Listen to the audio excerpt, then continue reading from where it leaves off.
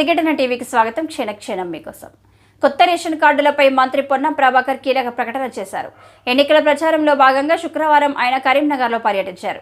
ఈ సందర్భంగా పొన్నం ప్రభాకర్ మీడియాతో మాట్లాడుతూ పార్లమెంటు ఎన్నికల్లో బీజేపీ, బీఆర్ఎస్లకు ఓటు వేసి వృధా చేసుకోవద్దని ఓటర్లకు పిలుపునిచ్చారు.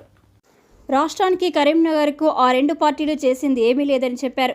కరీంనగర్ అభివృద్ధికి తాను సిద్ధమని బోయినపల్లి వినోద్ కుమార్ సిద్ధమా అని సవాల్ చేశారు.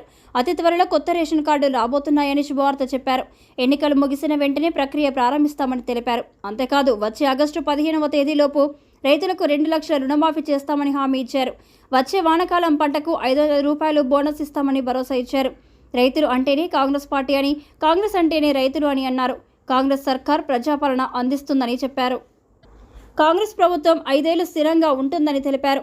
వినోద్ కుమార్ను ఓడించడానికి గతంలో గంగుల లోపాయికారి ఒప్పందం చేసుకున్నారని తెలిపారు. పేద ప్రజల భూములను లాక్కున్న వారిని వదిలిపెట్టబోమని స్పష్టం చేశారు.